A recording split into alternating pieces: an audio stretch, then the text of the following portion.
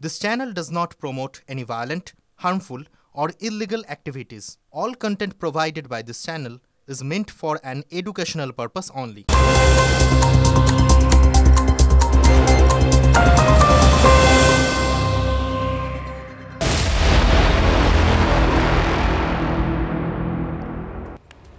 দেখছেন TV9 বাংলা, রয়েছে আমি শুভজিৎ মিত্র। ঘড়ির কাঁটা বলছে .11:58। চলুন আগামী 1 ঘন্টায় পরপর গোটা দিন ধরে ঘটে যাওয়া বড় খবরের দিকে নজর রাখা যাক।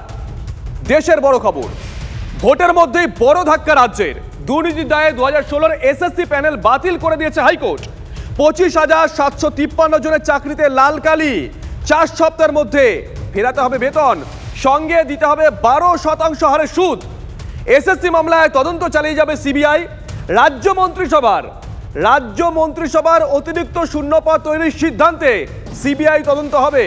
প্রয়োজনে যে কাউকে হেফাজতে নিতে পারবে সিবিআই। চাকরি বাতিলের রায়কে চ্যালেঞ্জ মুখ্যমন্ত্রীর, সুপ্রিম কোর্টে যাচ্ছে এসএসসি।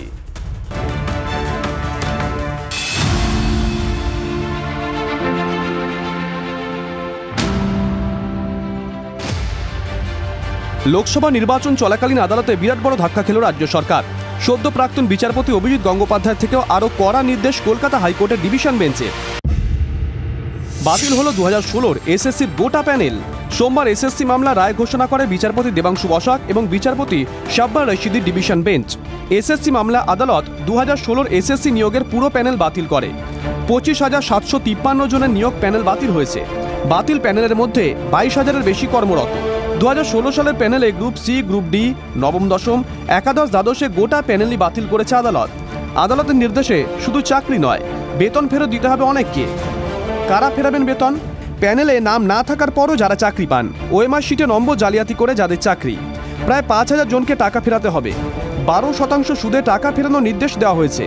টাকা ফেরতের অঙ্ক এক একজনের ক্ষেত্রে প্রায় 40 লক্ষ। 42 দিনের মধ্যে এই টাকা ফেরত নেওয়ার ব্যবস্থা করতে হবে জেলা শাসকদের। আদালতের নির্দেশে তদন্ত চালিয়ে যাবে সিবিআই। বেআইনি চাকরি প্রাপকদের প্রয়োজনে হেফাজতে নিয়ে জিজ্ঞাসাবাদ করতে পারবে তদন্তকারী সংস্থা।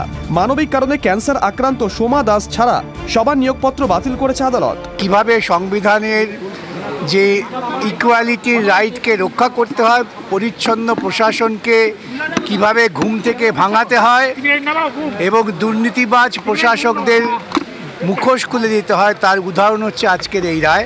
অযোগ্যদের জন্য সুপার নিউমেরারি বা অতিরিক্ত শূন্যপদ তৈরির সিদ্ধান্ত নেয় রাজ্য মন্ত্রিসভা।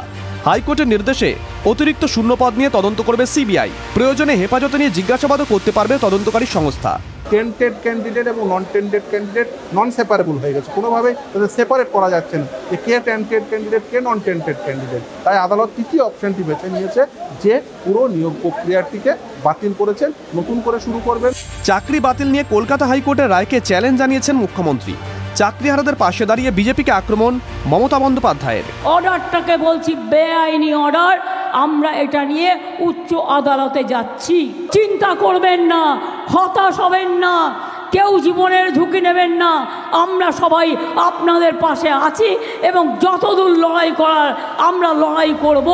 চাকরি বাতিলের বিরোধিতায় সুপ্রিম কোর্টে যাচ্ছে এসএসসি। সিবিআই যা তথ্য দিয়েছে এতে 5,000 মতন ছিল অভিযোগ।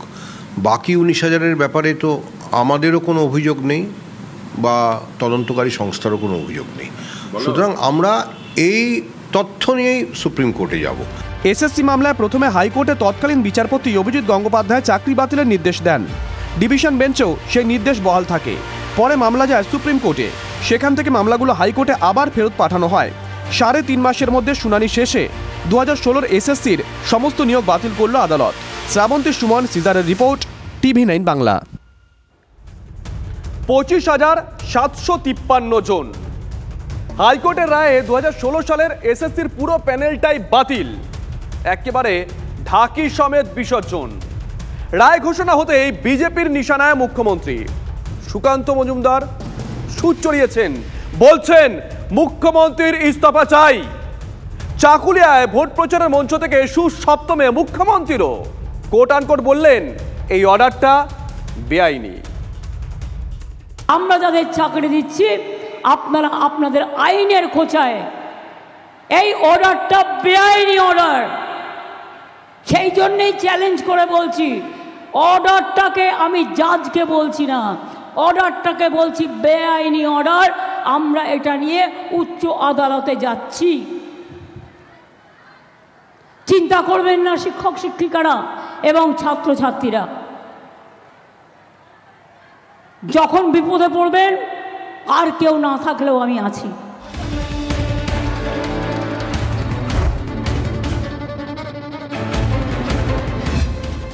হাইকোর্টের ডিভিশন বেঞ্চে বড় ধাক্কা রাজ্যের। 2016 সালের এসএসসির গ্রুপ সি, গ্রুপ ডি, নবম দশম, একাদশ দ্বাদশের গোটা প্যানেলই বাতিল। মুখ্যমন্ত্রী আশ্বস্ত করছেন, বলছেন তিনি আছেন, আর বিরোধীদের নিশানায় সেই মুখ্যমন্ত্রী। এই পরিবারগুলোকে ভুগতে হচ্ছে 23,000 পরিবার অথই জলে পড়ে গেল, এবং 23,000-এর বেশি। স্বাভাবিকভাবে মুখ্যমন্ত্রীকে দায় নিতে হবে। আমি মুখ্যমন্ত্রীর ইস্তফা দাবি করছি। সরকার শ্বেতপত্র প্রকাশ করবে না, প্রমাণ হাইকোর্টকে দেয়নি, কাগজপত্র তো দেবে কোত্থেকে? শ্বেতপত্র বলে কিছু নেই। মুখ্যমন্ত্রীর কাছে হোয়াইট লাই ছাড়া আর কিছু হোয়াইট নেই, সব ব্ল্যাক। সবাই জানে দুর্নীতি মানে এই সরকার, তৃণমূল মানে দুর্নীতি, দুর্নীতি মানে তৃণমূল। দুর্নীতি আর তৃণমূল মিলেমিশে একাকার হয়ে গেছে। দুর্নীতি আর তৃণমূল মিলেমিশে একাকার। গোটা দলটা দাঁড়িয়ে আছে দুর্নীতির উপরে। হাইকোর্ট রায় বলেছে টাকা ফেরাতে হবে বেআইনিভাবে চাকরি প্রাপকদের, সুদ সমেত টাকা ফেরাতে হবে তাঁদের, আর তা 4 সপ্তাহের মধ্যে। ভোট প্রচারের মঞ্চ থেকে রায়কেই চ্যালেঞ্জ করেন মুখ্যমন্ত্রী। আমি বিচারক নিয়ে বলছি না, রায় নিয়ে আমি বলতে পারি, এটা আমার অধিকার আছে। টোটাল রায়টাকে আমরা চ্যালেঞ্জ করছি। তার কারণ 26,000 ছেলে মেয়ে মানে প্রায় 1.5 লক্ষ 2 লক্ষ পরিবার। বলছে কি না 8 বছর তারা চাকরি করেছে, 4 সপ্তাহের মধ্যে সব টাকা ফেরত দিতে হবে। Is it possible? ঠিক এই বক্তব্যেই পাল্টা প্রশ্ন বিরোধীদের। বলছেন চাকরি বিক্রি হলো কেন? তৃণমূল কংগ্রেসের আমলে মমতা বন্দ্যোপাধ্যায়ের অনুপ্রেরণায় চাকরি, বিশেষ করে মাস্টারমশাইদের চাকরি গরু ছাগল হাঁস মুরগির মতো হয়ে গেছে, হাটে বাজারে বিক্রি হয়। তার ফল আজকে এই পরিবারগুলোকে ভুগতে হচ্ছে 23,000 পরিবার। এদের অনেকেই শিক্ষক হওয়ার যোগ্য শুধু নয়, তাদের যোগ্যতাই চাকরি পেয়েছেন বা পেতেন। তুই চাকরি গেল কেন? কারণ স্কুল সার্ভিস কমিশন সমস্ত অন্যায়টা করেছে মুখ্যমন্ত্রীর নির্দেশে, শিক্ষা দপ্তরের নির্দেশে। বিজেপি সিপিএম এর নিশানায় রাজ্য সরকার, আর তৃণমূল নেতা কুণাল ঘোষের কাঠগড়ায় পার্থ চট্টোপাধ্যায়, প্রাক্তন শিক্ষামন্ত্রী। পার্থ চট্টোপাধ্যায় থেকে শুরু করে গুটি কয়েক লোকের জন্য এই প্রশ্নের বারবার ভোটের মুখে এই প্রশ্নের উত্তর দেওয়ার হয়তো এই অবাঞ্ছিত পরিস্থিতি এড়ানোই যেত, কিন্তু তাঁরা যে পাপটা করেছেন, চরম ঔদ্ধত্যের সঙ্গে দিনের পর দিন তাঁরা যে পাপটা করে গেছেন, আজকে এখন আমাদের সরকারকে, দলকে ডিফেন্ড করা, এবং যারা বড় বড় নেতৃত্ব তারা বুঝবে। কুণাল ঘোষের মুখে পাপের কথা, ভোটের মুখে বিরোধীরা সেই কথাটাই লুফে নিলেন কি? পাপ করেছে তার এটা প্রমাণ হলো। তৃণমূলের কথা বলবে কেন? পাপের প্রায়শ্চিত্ত করার সুযোগ পাওয়া যাবে। পাপটা কে করেছে তার প্রায়শ্চিত্ত করতে হবে। এই কনফিউশনটা তৈরি করছে কে? এই পাতাপনটা তৈরি করলো কারা? এই রায়কে স্বাগত জানিয়ে বলবো, আর কি কোনো প্রমাণের অপেক্ষা আছে? তৃণমূল মানে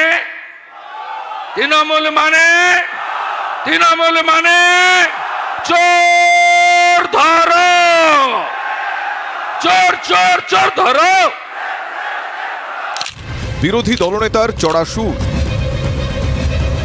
আর বঙ্গের শাসকের ভোটের আকাশে চাকরি বাতিলের সিঁদুরে মেঘ বিপদ বাড়িয়ে দিল কি? Bureau report, TV9 Bangla.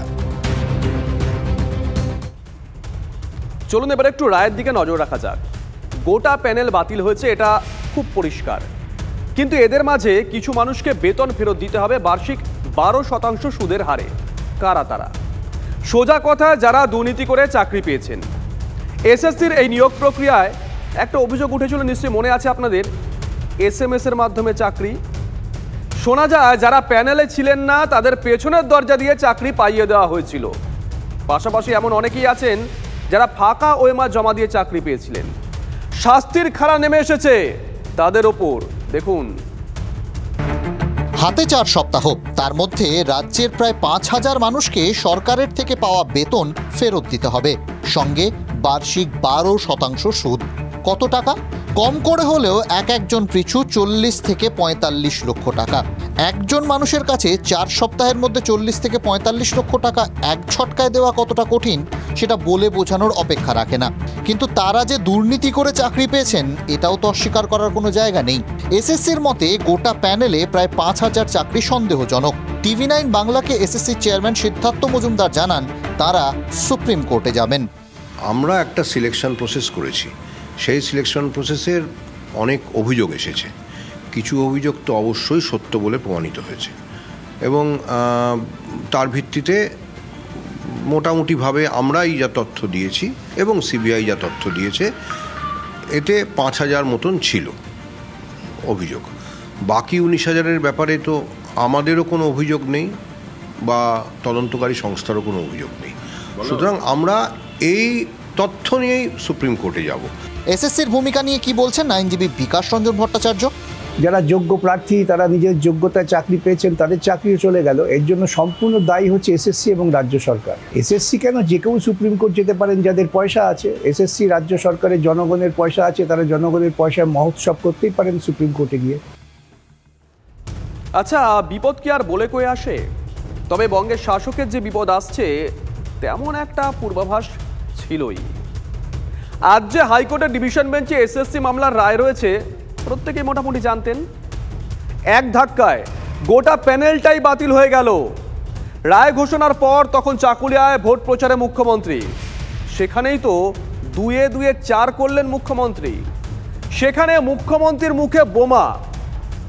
মনে নেই শনিবার মালদার রতুয়ায় সভা থেকেই বলেছিলেন শুভেন্দু অধিকারী, ওই যে আগামী সপ্তাহের শুরুতেই বোমা পড়বে, রাজনীতির বোমা। আগামী সপ্তাহ শুরু হতে চলেছে, আপনারা দেখবেন, আমি বলবো না বিস্তারিত। আগামী সপ্তাহের শুরুতে এমন একটা বোম পড়বে, তৃণমূল বেসামাল হয়ে যাবে।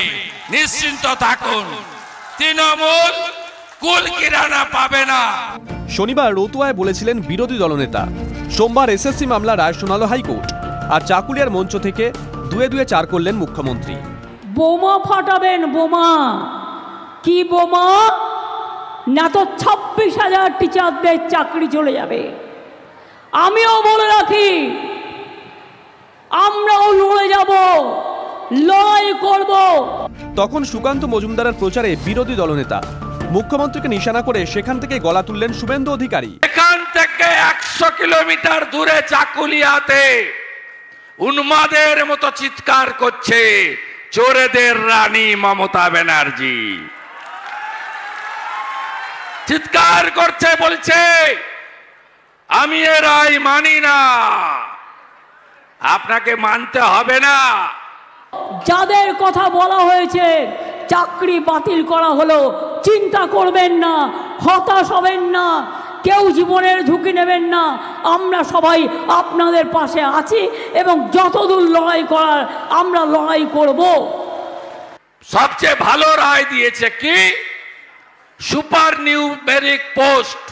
আপনাদের বাংলা করলে বুঝায়, বাড়তি পোস্ট ক্রিয়েশন যারা করেছে তাদেরকে সিবিআই কাস্টডিতে নিতে বলেছে। বাড়তি পোস্ট চোরেদেরকে রেগুলারাইজ করার জন্য কে করেছে? মমতা ব্যানার্জি করেছে। নজরে সুপার নিউমেরিক পোস্ট বা বাড়তি পদ। অতিরিক্ত পদ তৈরি নিয়েও সিবিআইকে তদন্ত করতে বলেছে হাইকোর্ট। প্রয়োজনে সিবিআইকে হেফাজতে নিয়ে জিজ্ঞাসাবাদের কথাও বলা হয়েছে। তাতে কি বিপদ বাড়লো? এই তদন্তের অর্ডারটাকে হাতিয়ার করে সেটা আবার যেন রাজনৈতিকভাবে পরিচালিত না হয়। এর বাইরে যে বা যারা এই কাজ করেছে, পার্থ চ্যাটার্জি অ্যান্ড কোম্পানি, তাদের বিরুদ্ধে যা যা ব্যবস্থা নেওয়ার, যা যা শাস্তি হওয়ার সব হোক, সেই নিয়ে একটা শব্দ বলতে যাব না। পার্থ চট্টোপাধ্যায়ের ঘাড়েই সব দায়। আবার তদন্তে রাজনীতিকরণের কথা বলছেন কুণাল ঘোষ, আর মুখ্যমন্ত্রীর মুখে বোমা। ছোট্টবেলায় পড়েছিলাম, বাবুরাম সাপুরে কোথা বা যাস বাপুরে, দুটো সাপ রেখে যা, যার চোখ নেই কান নেই, নানা রকম ছোটবেলায় পড়েছি, কত 1-2তে ভুলেও গেছি হয়তো। আমি এদের বলি, বোমা ফাটাবেন, বোমা। কি বোমা? না তো 26,000 টিচারদের চাকরি চলে যাবে। ওসব উত্তরই দেবে। রাজনৈতিক বিস্ফোরণ লিডারশিপ অফ মমতা ব্যানার্জি 5ই মে 2022 আমার কাছে কপি আছে। আমি সিবিআইয়ের কাছে কপি পাঠাবো ক্যাবিনেট নোটে যদি তাদের দরকার। ওই ক্যাবিনেট মিটিংয়ে যারা যারা উপস্থিত ছিলেন সব মন্ত্রী এবং আধিকারিককে আগে কাস্টডিতে নিতে হবে। শুভেন্দুর গ্রেপ্তারের দাবিতে উত্তাপ বাড়ল রাজনীতির। ওদিকে সুপার নিউমেরিক পোস্টে তদন্তের নির্দেশ কি বিপদের আরেক অধ্যায় সূচনা করল? Bureau report, TV9 Bangla. BJP এতদিন যে দাবি করে আসছিল সেই দাবিতেই সোমবার শিলমোহর দিয়ে দিয়েছে কলকাতা হাইকোর্ট। ইটাহারের সুকান্ত মজুমদারের হয়ে নির্বাচনী সভায় 25,000 চাকরি বাতিল প্রসঙ্গে এমনই মন্তব্য করলেন শুভেন্দু অধিকারী। সুপ্রিম কোর্টে গিয়েও কোনো লাভ হবে না, এমনটাই দাবি রাজ্য বিধানসভার বিরোধী দলনেতার। অভিজিৎ গাঙ্গুলি আজকে পশ্চিমবাংলার মেধাযুক্ত বেকার যুবকদের কাছে ভগবান প্রমাণ হয়েছে। যে লড়াই শুরু করেছিলেন অভিজিৎ গাঙ্গুলি আজকে ডিভিশন বেঞ্চ তথা শিলমোহর, যেখানে খুশি যান না, জমালয় যান না, চোর চোরই থাকবে। ভোটে তৃণমূল প্রার্থী হারলে দলে যাদের মধ্যে দ্বন্দ্ব তাদের কাউকে পদে রাখা হবে না। পশ্চিম মেদিনীপুরে সাংগঠনিক বৈঠকে করা হুঁশিয়ারি অভিষেক বন্দ্যোপাধ্যায়ের। পশ্চিম মেদিনীপুরেও তৃণমূলের অন্যতম মাথা ব্যথা গোষ্ঠীকোন্দল। সোমবার জেলার নেতাদের নিয়ে প্রায় ঘণ্টা তিনেক রুদ্ধদ্বার বৈঠক করেন তৃণমূল সেনাপতি। সূত্রের খবর, ব্লক ধরে ধরে আলোচনা হয়। যেসব এলাকায় পুর প্রধানদের সঙ্গে দলীয় নেতাদের মতানৈক্য আছে তাদের বিভেদ মিটিয়ে নেওয়ার নির্দেশ দেওয়া হয়েছে। সূত্রের খবর, প্রয়োজনে পুর প্রধানকে সরিয়ে দেওয়ার হুঁশিয়ারিও দেওয়া হয়েছে। গত লোকসভা ভোটের তুলনায় প্রত্যেক বুথে 10% করে ভোট বাড়ানোর নির্দেশ দেওয়া হয়েছে। মূলত এগরা, দাঁতন এবং খড়গপুর এই 3 ব্লকের নেতৃত্বকে বিশেষ বার্তা দেওয়া হয়েছে বলে সূত্রের খবর। কোনো বিবাদ সেরকম বড় ধরনের বিবাদ নেই। আগে যা ছিল ম্যাক্সিমাম মাঝখানে ইলেকশন কমিটি করে করে ম্যাক্সিমাম বিবাদ মিটে গেছে। যেখানে ছোটোখাটো ছিল উনি শুধু বলেছেন আমরা কারুর কোনো কথা শুনবো না, দল কিন্তু ব্যবস্থা নিয়ে নেবে। যদি কেউ দলের ছোটোখাটো বিবাদের জন্য ঘরে বসে থাকেন বা মান অভিমান মনোমালিন্য করেন, দল ব্যবস্থা নেবে। এখন সবাইকে উনি বলছেন সব ভুলে নির্বাচনের পর সবার সাথে দরকার হলে ইন্ডিভিজুয়ালি বসবেন, কিন্তু বিবাদ ভুলে আপনাদেরকে এককাট্টা হয়ে নেমে পড়তে হবে দলের কাজে, নির্বাচনের কাজে। ঘড়িতে তখন 3:15 ভর দুপুর। হঠাৎই আলিমুদ্দিনের সিপিএমের দপ্তরে ঢুকতে দেখা গেল কলকাতা উত্তরের বিজেপি প্রার্থী তাপস রায়কে। 10 মিনিট তিনি সেখানে ছিলেন। স্বাভাবিকভাবেই এটা নিয়ে একটা কানাঘুষো তৈরি হয়ে যায়। যদিও আলিমুদ্দিন থেকে বেরিয়ে তাপসবাবু জানিয়েছেন তার কেন্দ্রের ভোটার হিসেবে বিমান বসুর আশীর্বাদ নিতে গেছিলেন তিনি। সপ্তাহের শুরুতেই প্রচারে চমক দিলেন তাপস রায়। সোমবার ভরদুপুরে শটান আলিমুদ্দিনে চলে গেলেন কলকাতা উত্তরের বিজেপি প্রার্থী। তার সঙ্গে ছিলেন উত্তর কলকাতার বিজেপির সাংগঠনিক জেলা সভাপতি তমগ্ন রায় সহ অন্যান্য নেতাকর্মীরা। সিপিএমের বর্ষিয়ান নেতা তথা বামফ্রন্ট চেয়ারম্যান বিমান বসুর আশীর্বাদ নিতেই তিনি আলিমুদ্দিনে গিয়েছিলেন বলে জানান। আমার 15 লক্ষ ওপর ভোটার, আমি প্রত্যেকের কাছেই তো যাচ্ছি এবং যাব। শ্রদ্ধেয় বিমান বসু মহাশয় উত্তর কলকাতার যে কলকাতা উত্তর যে লোকসভা কেন্দ্রের অন্তর্গত তিনি ভোটার, তো আমি প্রার্থী হিসাবে তো বিমানদার আশীর্বাদ এবং এই কেন্দ্রের ভোটার হিসাবে আমি যেমন সকলের কাছে যাচ্ছি ওনার কাছেও এসেছি। প্রায় 10 মিনিট আলিমুদ্দিনে ছিলেন তাপস রায়। কি কথা হলো দুজনের? আশীর্বাদ চাইলাম, উনি আমার শরীরের খবর নিলেন, শারীরিক সুস্থতা থাকার এবং কী এই রোদে গরমে কেমনভাবে চলা উচিত এই সমস্ত বিষয় নিলেন। উনি হচ্ছেন আমাদের রাজ্যের এই মুহূর্তে তিনি সর্বজ্যেষ্ঠ নিষ্ঠাবান সৎ রাজনৈতিক কর্মী, নেতা, রাজনৈতিক নেতা। রাজনৈতিক কোনো পরামর্শ দিলেন না, সেসব কিছু। রাম বামের আঁতাত নিয়ে বিভিন্ন সভায় কটাক্ষ করতে দেখা যায় তৃণমূল সুপ্রিমো মমতা বন্দ্যোপাধ্যায়কে। সেখানে ভোটের ঠিক মুখে আলিমুদ্দিনে বিজেপি প্রার্থীর এই আগমন কিছুটা হলেও কি অস্বস্তি বাড়ালো সিপিএমের? ভোট প্রচারে যুযুধান দুই দলের সৌজন্যের নজির অবশ্য ভুরি ভুরি রয়েছে। কখনো তৃণমূলের জখম কর্মীকে দেখতে হাসপাতালে যেতে দেখা গিয়েছে বিজেপি প্রার্থী দিলীপ ঘোষকে। কামারহাটিতে ঈদের অনুষ্ঠানে রাজনৈতিক তিক্ততা সরিয়ে হাসি মুখে কুশল বিনিময় করেন দমদম কেন্দ্রের 2 যুযুধান প্রার্থী সৌগত সুজন। রাজনৈতিক মহলের একাংশের বক্তব্য, সোমবার তাপসের আলিমুদ্দিন যাত্রা এই সৌজন্য রাজনীতিরই আরও একটা নমুনা। Bureau report, TV9 Bangla. এদিকে লোকসভা নির্বাচনের দ্বিতীয় দফায় রাজ্যে 3 জেলায় 299 কোম্পানি বাহিনী থাকবে। দক্ষিণ দিনাজপুরে 73 কোম্পানি বাহিনী ও 73 কিউআরটি, দার্জিলিংয়ে 51 কোম্পানি বাহিনী ও 50 কিউআরটি, কালিম্পংয়ে 16 কোম্পানি বাহিনী 15 কিউআরটি, শিলিগুড়িতে 21 কোম্পানি বাহিনী ও 21 কিউআরটি, ইসলামপুরে 51 কোম্পানি বাহিনী ও 51 কিউআরটি, রায়গঞ্জে 60 কোম্পানি বাহিনী ও 60 কিউআরটি। যে লোকসভা কেন্দ্রগুলোতে ইতিমধ্যেই ভোট গ্রহণ হয়ে গেছে সেখানে 2 কোম্পানি বাহিনী থাকবে। স্ট্রং রুমের জন্য 1 কোম্পানি বাহিনী মোতায়েন করা হয়েছে। ভোট হয়ে যাওয়ার পরও এলাকায় হিংসা এড়াতে মোতায়েন থাকবে 1 কোম্পানি বাহিনী। ঝাড়গ্রাম, পুরুলিয়া, বাঁকুড়া ও মুর্শিদাবাদে 4 কোম্পানি বাহিনী থাকবে।